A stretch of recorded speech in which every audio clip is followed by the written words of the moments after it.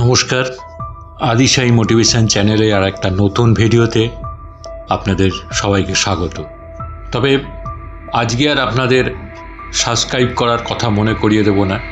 আজকে কোনো motivational video আপনাদের কাছে তুলে ধরব না। আজকে একটু অন্য রকম, অন্য স্বাদের। চলুন তাহলে শুরু করি।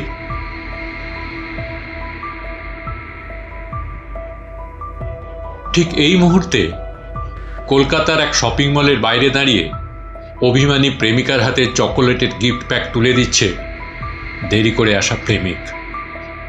ঠিক এই মুহূর্তে দিল্লির এক বিলাসবহুল ফ্ল্যাটে সিঙ্গেল মল্টের সাথে ডার্ক চকোলেট আর তন্দুরি চিকেন সহযোগে পার্টি চলছে। ঠিক এই মুহূর্তে আপনার কন্যাটির মুখে হাসি ফুটেছে সারাদিন পরে, মুখে লেগে আছে কোকোর গন্ধ। ঠিক এই মুহূর্তে অ্যালি পালাচ্ছে চকোলেট ছেড়ে, চকোলেটের গন্ধে বমি পায় তার। এই পর্যন্ত শুনে যারা ভাবছেন যে আমি একটা থ্রিলার বলতে যাচ্ছি, অপেক্ষা করছেন একটা চেজ অ্যান্ড রান সাসপেন্সের, তারা বরং ওই টিভি খুলে ক্যাডবেরির অ্যাডে মন দিন। বাকিরা আমার সাথে চলুন 7 সমুদ্র পেরিয়ে এক অন্ধকার সফরে, যার পরতে পরতে লুকিয়ে আছে ডার্ক চকোলেট। অন্ধকার এতটাই যেখানে নিঃশ্বাস নেওয়াও বড় না। অ্যালি পালাতে পারবে না, যেমন পারবে না 1.8 মিলিয়ন আফ্রিকান শিশু যারা তাদের শৈশব র্যাপিং পেপারে মুড়ে ঢেলে দিচ্ছে আমার আপনার সন্তানের মুখে। আইভরি কোস্ট আর ঘানা, পশ্চিম আফ্রিকার এই দুটো দেশে পৃথিবীর মোট কোকোর 70% চাষ করা হয়। কালো মানুষ, কালো মাটি, কালো চকোলেট।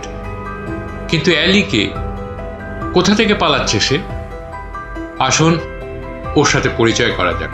অ্যালির বাড়ি মালিতে। পৃথিবীর সব থেকে পিছিয়ে পড়া 10টি দেশের মধ্যে একটি এই মালি। একমাথা কোঁকড়া কোঁকড়া চুল, মায়াবী চোখ। রাত্রে আগুনের পাশে বসে বুড়ো বাবা মানে অ্যালির ঠাকুরদাদা গল্প বলতো, এক দৈত্যের গল্প, যে উত্তরের জঙ্গলে থাকে, বাচ্চা দেখলে তার রক্ত চুষে পুতুল বানিয়ে দেয়। ছোট্ট অ্যালি ভয় পেত। একদিন সেই দৈত্য ওকে ধরে নিয়ে গেল সামান্য $80 বিনিময়। তখন ওর বয়স 5। চমকে যাবেন না বন্ধুরা, শুধু একবার তাকিয়ে দেখুন আপনার শিশুটির দিকে। যাই হোক, প্রতিদিন হাজার হাজার বাচ্চা পাচার হয়ে যায় মালি, বুর্কিনা ফাসো এইসব প্রতিবেশী দেশ থেকে ঘানা, আইভরির কোকো ফার্মগুলোতে। স্কুল, কাজ, ডলারের লোভ দেখিয়ে বা রাস্তা থেকে তুলে আনা হয় বাচ্চাদের। সকাল 6টা থেকে রাত 9টা পর্যন্ত অমানসিক পরিশ্রম করানো হয়। খাদ্য বলতে সস্তার ভুট্টা সেদ্ধ আর কলা। রাত্রে জানোয়ারের মতন জানলা দরজাহীন কাঠের রাস্তা বলে ফেলে রাখা হয়, কখনো শিকল দিয়ে বেঁধে। তার মধ্যে যারা পালানোর চেষ্টা করে তাদের ভাগ্যে থাকে বেধড়ক মার। মার খেয়ে বা ধর্ষণে মরে গেলে নদীতে বা কুকুরের মুখে ছুঁড়ে দেওয়া হয় শরীর। ভয় লাগছে? ঘেন্না লাগছে? আপনার শিশুটির মুখে লেগে থাকা চকোলেটের খয়েরি দাগের দিকে তাকাচ্ছেন? তাহলে আর শুনবেন না, কারণ ইন্টারন্যাশনাল লেবার ল এখানে অকেজো। মায়া ভালোবাসা নেই এখানে। আছে নৃশংসতা, আছে রক্ত, যা শুকিয়ে কালো হয়ে আছে আপনার ফ্রিজে রাখা চকোলেটে। বিশ্ববিখ্যাত চকোলেট কোম্পানিগুলো যেমন নেসলে, হার্শেস, মার্স এখান থেকে কোকো কেনে। প্রতিযোগিতার বাজারে কোকোর দাম কম রাখার জন্যই শিশু শ্রমিক দরকার, কারণ 5 থেকে 12 বছর বয়সীরা মজুরি পায় না। তার উপরে তারা কোকো ফিল্ডের দুর্গম জায়গায় যেতে পারে, যেখানে একটু বড়রা ঢুকতে পারবে না। হ্যাঁ, পোকা, সাপ আর বিষের কামড়ে বেশ কিছু বাচ্চা মারা যায়, কিন্তু তাতে মালিকদের কিছু যায় আসে না। দারিদ্র থাকবে, বাচ্চার যোগানও থাকবে। বড় কোম্পানিগুলো চুপ করে থাকবে সস্তায় কোকো পাওয়ার জন্য। আমরাও মজে থাকবো বিদেশি চকোলেটের স্বাদে। চিয়ার্স। কোকো ফার্মের শিশু শ্রমিকদের 40% মেয়ে। তাদের বয়ঃসন্ধি আসে, যৌবন আসে এই কোকো বাগানে। এদের অধিকাংশই সারা জীবনে তাদের পরিবারের সাথে দেখা করতে পারে না, কারণ এখানে আসা সোজা, বেরোনো কঠিন না, অসম্ভব। মালিক, ঠিকাদার, সুপারভাইজার, পুলিশ, এমনকি মজুরদের যৌন তৃপ্তি মেটায় এই মেয়েরা। 11 বছরে গর্ভবতী হয়ে পড়ে, পাল্লা দিয়ে বাড়ে যৌন রোগ, পচে গলে যায় শৈশব, স্বপ্নে পোকা আসে, বিষাক্ত ভয়ঙ্কর সব পোকা, খুবলে খায় হৃদয়, চকোলেটি হৃদয়।